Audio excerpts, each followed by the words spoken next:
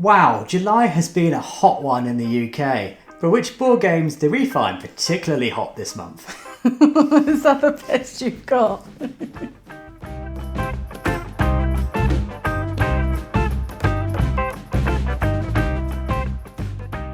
Hi, I'm Libby and this is Julian. We are BoxedMeeples. You can find us, of course, on YouTube, but also on Instagram and Twitter. Now, a game I first played at the UK Games Expo, but I've recently been gifted it this month, so we've been playing a lot of Dinner in Paris.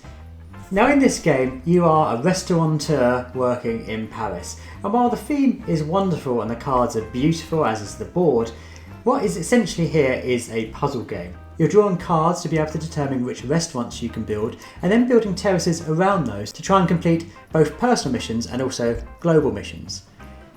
Now, how you place your terraces really is not going to just affect you, but it's also going to affect your opponents. There's a certain amount of logic that goes on in this game where you've got to plan which best place do I put my terrace to not only get a pigeon, which gets you another bonus card, but also to try and block your opponent from being able to expand their terraces and cutting short their points. What I really like in this game is the way you pay for things.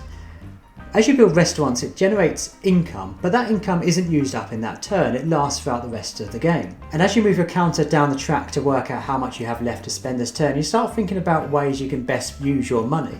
Do you focus solely on building one terrace and making it snake around the board and getting many points from that, or do you try and open many different restaurants and get points that way?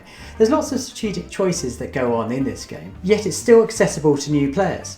So Dinner in Paris has been a game I've really enjoyed throughout July. I love the theme, I love the art of this game, and there's something just appealing about opening up all these restaurants in the capital of France, the capital of food.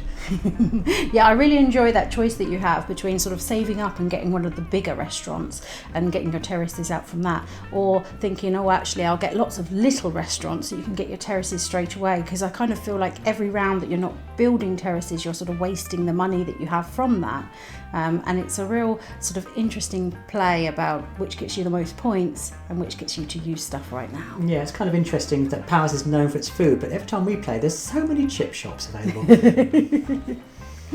My choice this month is Ark Nova, which we finally managed to play, having picked it up at the UK Games Expo. I just really am in love with this game at the moment. I think that it has a chance of making it into the top lists at the end of the year.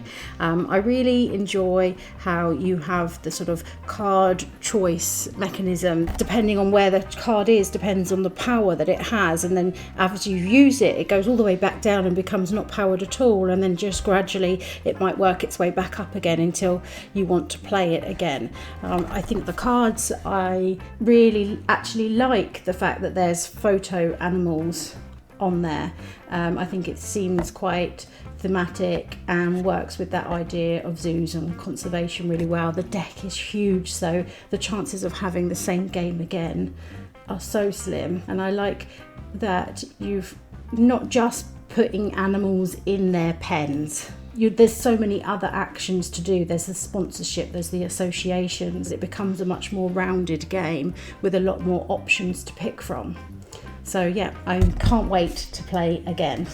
Yeah, I've absolutely loved playing Ark Nova, and to be honest, if Libby hasn't picked this for her game of the month, I would have chosen the same. There's something so satisfying about balancing a zoo that's aware of conservation needs, and to be honest, you can't win a game unless your zoo's doing that. It's such a clever, brilliant game, and I think it's certainly worth all the accolades it's getting. Yeah.